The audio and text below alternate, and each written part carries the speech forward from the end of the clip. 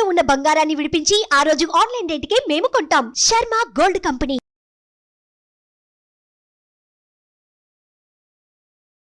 Hi, welcome to our channel. ఈరోజు మనతో పాటు ఉన్నారు భారతీ శంకరపీఠ వ్యవస్థాపకులు శ్రీ అన్నవరపు తిరుపతిమూర్తి అవధాని గారు. నమస్కారం గురువు గారు. ఓం శ్రీ మహాగణాధిపతయే నమః. 2025లో ఒక 6 గ్రహాలు కలవబోతున్నాయి. దానివల్ల కరోనా కంటే పెద్ద ముప్పే పొంచి ఉంది అని అంటున్నారు. గతంలో 4 గ్రహాలు కలిస్తేనే కరోనా లాంటి విధ్వంసం ఏర్పడింది. ఇప్పుడు 6 గ్రహాలు కలుస్తున్నాయి అంటున్నారు. ఎంత పెద్ద ముప్పు ఏర్పడబోతుంది అంటారు? సార్, ఒక మాట అడుగుతా, మీరేమనుకోరు కదా. ఇది మనకి ఇప్పుడు 2024 క్రోధనామ సంవత్సరం. భూత వర్తమాన భవిష్యత్. మనం భూత భవిష్యత్ వర్తమానం అంటాం కదా. భూత వర్తమాన భవిష్యత్ కాలాలు 3 ఉన్నాయి. భూతకాలం జరిగిపోయింది మనం అనుకుందాం. భవిష్యత్ అంటే జరగవలసినటువంటిది. వర్తమానం ఇప్పుడు మనము గత కొన్ని రోజుల నుంచి కూడా క్రోధినామ సంవత్సరంలో ఎలాంటి ప్రమాదాలు జరగబోతున్నాయి, దానికి మనం ఎంత జాగ్రత్తగా ఉండాలి, జాగ్రత్తగా లేకపోతే ఎంతటి భారీ మూల్యాన్ని మనం చెల్లించుకోవాల్సిన పరిస్థితి వస్తుందనేటువంటి విషయాన్ని మనం చెప్పుకున్నాం. దాని నుంచి బయటపడటానికి ఈశ్వరారాధనే ప్రధానం. ఈశ్వర ధ్యానం చేసుకోండి అని మాత్రమే మనం చెప్పుకుంటూనే వస్తున్నాం. ఈశ్వర ధ్యానం అనేటువంటిది చాలామంది మొదలుపెట్టారు, చేస్తున్నారు. రోజు ఆ ఫోన్ చేసి గురుగారు ఇవాళ పంచాక్షరి ఇన్ని వేలు చేశామండి అని చెప్పి చెప్తున్నారు. చాలా సంతోషం అనిపిస్తుంది. ఒక్కొక్కరు ఇంత చేయండి అనుకున్నాం, ఇవాళ మేము ఇన్ని వేలు చేశామండి అని చెప్పి ప్రతిరోజు స్కూల్లో పిల్లలు వచ్చినప్పుడు వాళ్ళకి పేరు రాసుకున్నారు సారా. అది ప్రతిరోజు కొంతమంది కాల్ చేసి వాళ్ళు ఇన్ని వేలు చేశాం అని రాసుకుంటున్నాం. అన్నీ అమ్మయ్య ఈశ్వర అనుగ్రహం వల్ల లభ్యమవుతున్నాయి, అందరూ చేస్తున్నారు, బాగుంటుంది. ప్రమాదం అయితే పొంచి ఉంది, దాని నుంచి బయటపడేటువంటి మార్గాన్ని మనం అన్వేషించాము, దానికి ఏదో చేసుకుంటున్నామని చెప్పి. ఇప్పుడు సరే 2025లో షష్ఠగ్రహ కూటమి ఉంది, ప్రమాదం జరుగుతుంది అనేటువంటి విషయాన్ని కాసేపు పక్కన పెడదాం. ఉంది లేదు అంటే ఉంది, అది వేరే విషయం. 4 గ్రహాలు కలిసినప్పుడే కరోనా వచ్చిందని అన్నారు. అవును. పంచగ్రహ కూటమి కలిసినప్పుడు ఒక అద్భుతమైన యోగం కూడా భగవంతుడు ఇస్తూ ఉంటాడు. షష్ఠగ్రహాలు 6 గ్రహాలు కలిసినప్పుడు దాన్ని మనం నెగిటివ్గా మాత్రమే ఎందుకు చూడాలండి? అంటే 6 అంటే శత్రుస్థానం. ఎస్, అవును. కాబట్టి శత్రుగ్రహాలన్నీ కూడా ఏకమే, కాబట్టి నాశనం ఏదో వినాశనం ఏదో చెప్తూ ఉంటాం. అదే శత్రుస్థానం అనేటువంటిది మంచికి కూడా దారి తీయచ్చు కదా. శత్రు నాశనం అయిపోయి శుభం కూడా కలగచ్చు కదా. అంటే ఒకటే కోణంలో మనం ఎందుకు చూడాలి అంటే ఇందులో జ్యోతిష్యంలో అనేక రకాలు ఉన్నాయి. అవును. మనకు దృక్ సిద్ధాంతం ఉంది, చాంద్రమానం ఉంది, సౌరమానం ఉంది, బృహస్పతి అనేది అనేక రకాలుగా ఉన్నాయి. ఒక్కొక్కళ్ళు ఒక్కొక్క విధానంలో ఆలోచన చెప్తుంటారు. మనం దేన్ని తప్పు అంటానికి వెళ్ళలేదు, ఉన్నమాట వాస్తవం. ఓకే. ఈ 6 గ్రహాల వల్ల అదంత పెద్ద నష్టం వస్తుందా, లేకపోతే పెద్ద నష్టం కలిగేటువంటి ప్రమాదం ఈ 6 గ్రహాల కూటమి వలన అర్థవంతంగా నిలిచిపోతుందా అనేటువంటిది కూడా మనం చూడాలి కదా. అవును.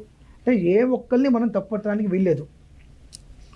నేను 1 అంట, మీరు 1 అంటారు, ఏక్ అంటారు.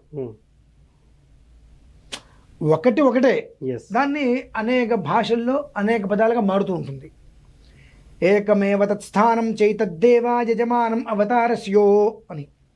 ఇట్లా ఆ అవతారం అనేటువంటిది 1 నుంచి మొదలుపెట్టి అనేకంగా మారుతూ ఉంది కనుక ఖచ్చితంగా 2025లో ఇటువంటి ప్రమాదం వస్తుంది, కరోనా కన్నా ఘనమైన ప్రమాదం వస్తుందని మనం చెప్పడంలో తప్పలేదు.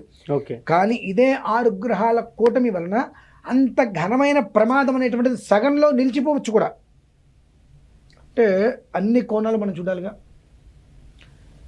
సౌరమానం అంటే మనం సూర్య గమనాన్ని అనుసరించే చూడాలి. సూర్యోదయం అంటాం, ఆ సూర్యుని అనుసరించి మనం లెక్క వేసుకుంటూ ఉండాలి. ఖగోళం ఇవన్నీ కలిపినప్పుడు దాని ఒక విధానం అనేటువంటిది మనం చెప్పడానికి వీలుగా ఉంటుంది. ఏదైనా 1, 2 మనం చూసామన్నప్పుడు జరుగుతుంది, ఖచ్చితం. జరగదనేమాట అబద్ధం. కానీ ఆ జరుగుతుందనేటువంటి దాంట్లో అంత పెను ప్రమాదం జరుగుతుందా? ప్రమాదం జరుగుతుంది. కానీ ఈ షష్ఠగ్రహ కూటమి వలన ఆ క్షణకాలానికి అది మంచిని దారి తీయచ్చు, చెడుకి దారి తీయచ్చు. మనం ఎస్టిమేషన్ వేయలేం, అవి కొన్ని వెయ్యలేమండి. ఇప్పుడు వివాహం ఉంది, ఇప్పుడు మనం చూస్తున్నాం, ఎంతో అద్వితీయమైన ముహూర్తాలు నిర్ణయిస్తున్నాం. ఇది విడిపోయి చేస్తున్నారుగా. అవును. జీవితకాలం కలిసి ఉండాలి అనే మనం ముహూర్తం నిర్ణయిస్తున్నాం. కానీ వివాహం చేసుకున్న తర్వాత మొదటి నెల, 2 నెలలు, 3 నెలల పాటు అమ్మ వాళ్ళ ప్రేమ అంతా ఇంత కాదు, 4వ నెల నుంచి నువ్వెంతంటే నీ బ్రతికెంత ఇగో. అంటే అక్కడ ఎంత జాతకం బాగున్నప్పటికీ కూడా వాళ్ళ ఒక మైండ్ సెట్, బుద్ధి ఆ బుద్ధి ఏం చేస్తుంది, నెగిటివ్ నడిపిస్తుంది. అంటే వీళ్ళ బుద్ధి ఎటు నడిపిస్తుంది, జాతకం అంతా నడుస్తుంది. అంటే నీ మీద నీకు ఉండాలిగా. ఇది ముట్టుకుంటే షాక్ కొడుతుందని తెలిసి ముట్టుకో కదా, ముట్టుకుంటావా? ముట్టుకో. నీ యోగం నిజంగా అదృష్టం చాలా బాగుంది, నువ్వు ముట్టుకునేటానికి కరెంట్ పోతుంది, లేదు ముట్టుకుంటే షాక్ కొడుతుంది. కాబట్టి ఏంటంటే కొన్నిట్లకి మాత్రం మనం ఇది నిర్ధారణ అని చెప్పవచ్చు, కొన్నిట్లకి మనం నిర్ధారణ చెప్పలేం. అందులో షష్టగ్రహ కూటమి అన్నప్పుడు ఏమవుతుందంటే అండి, 6 గ్రహాలు కూటమిగా వెళ్ళినప్పుడు అందులో ఎవడో ఒక్కడు తేడాగాడు ఉన్నా చాలు, ఒక్కడు. ఇప్పుడు మనం ఉంటాం ఒక 5గురం కలిసి 10 మందికి మంచిగా చేయాలని మొదలు పెడతాం. ఒక స్థాయి వెళ్ళిన తర్వాత 5గురిలో ఎవరో ఒకరికి ఇంత మంచి చేస్తున్నాం కదా, మనం కూడా మంచి కోరుకుంటే తప్పేముంది. ఒక ఏదో పెడతారు, అందులో 4 రూపాయలు డబ్బులు వస్తాయి, ఈ 4 రూపాయలు డబ్బులు వస్తున్నాయి కదా అందరికీ చేస్తున్నాం, మనం కూడా తీసుకుంటే తప్పేముంది ఒక్క మనిషికి ఆలోచన వచ్చింది అనుకోండి. ఈ ఆలోచన పుర్రెకి పుట్టిన బుద్ధి మొత్తం 5గురు ఇట్లా ఉన్న వాళ్ళు కాస్త ఏమవుతారు, విడిపోతారు, మొత్తం నాశనం అయిపోతుంది. అలానే ఈ షష్టగ్రహ కూటమి అనేటువంటి బలంగానే ఉంది. ఆ బలంలో ఒక్క బలహీన గ్రహం ఉన్నా చాలు కదా. అవును, ఒక్క బలహీన గ్రహం అట్లా కూడా సడన్గా మారతాయండి అనొచ్చు. ఓకే, మంచిది. రావణాసురుడు ఇంద్రజిత్తు జన్మించేటప్పుడు గ్రహాలందరినీ కూడా ఒక తాటిలో పెట్టేశాడు. చిరంజీవిగా జన్మించాలి, అతనికి ఎవరు ఎదురుండకూడదని చెప్పి. అంటే మొత్తం గ్రహాల మీదేగా నడిచేది. అంటే రావణాసురుడు సామాన్యుడు కదా, అంటే జరగవలసిందే. అటువంటిది గ్రహాలంటిని కూడా ఒక చోట నిలబెట్టేశాడు, మీరు ఇలానే ఉండండి, ఇలా ఉంటేనే నా పిల్లవాడు చిరంజీవిగా జన్మిస్తాడు, వాడిని ఎవరు ఓడించలేరు అని చెప్పి. తెలుసు కదా నవగ్రహాలే జీవితం మొత్తం మనిషిని నడిపిస్తాయని. ఈ దేవతలందరూ కూడా ఆరాధించగా శని ఏం చేస్తాడు, పాదం ఎలా పక్కకి దొరుకుతాడు, అర్ధాయుష్మధ్యుడు పడతాడు. ఓకే, చిన్న మిస్టేక్. దీనివల్ల ఏమైంది, ఇప్పుడు అందరూ ఆరాధించి శనేశ్వరుని ఆగాయి చేసేటప్పటికి ఆయన ఏం చేశాడు, కొంచెం పాదం కాలు ఎరగొట్టాడు, కుంటివాడయ్యాడు. సెకండరీ అదంతా. అంటే ఆ క్షణం వరకు కూడా రావణాసుడు అంత రావణ బ్రహ్మ అంటే నవవ్యాకరణ పండితుడు, మొత్తం శాసించేటువంటి వాడు. రావణ బ్రహ్మ అని పేరు. నా పిల్లవాడు దీర్ఘాయుష్మంతుడు చిరంజీవిగా జన్మిస్తాడు, వాడికి తిరుగుండదు అనుకున్నాడుగా. ఆ ప్రసవ సమయంలో కాలు పక్కకి పెట్టాడు. మనకు శిరస్సు ప్రధానంగా కనిపిస్తుంది, అది సమయం. ఆ శిరస్సు కనిపించేటువంటి సమయం ఏం చేశాడు, కాలు పక్కకి తెరిపాడు, అర్ధాయుష్మంతుడికి జన్మించాడు. ఎవరైనా ఊహించారా? అంటే కొన్ని విపత్తుల్ని మనం ఇది ఖచ్చితం అని చెప్పి ఒకే విధానాన్ని అనుసరించలేమండి. అది మంచి జరగచ్చు, చెడు జరగచ్చు, ఏదైనా జరగచ్చు. అంటే ఆ క్షణానికి ఆ గ్రహంలో ఉండేటువంటి ఒక మిత్రత్వ శత్రుత్వ సమస్థానాలు ఉంటాయి. ఆ విధానాన్ని అనుసరించి ఒక క్షణకాలంలో దాన్ని నెట్టించేనైనా తెప్పేస్తుంది. కనుక మంచి ఉంది, చెడు ఉంది.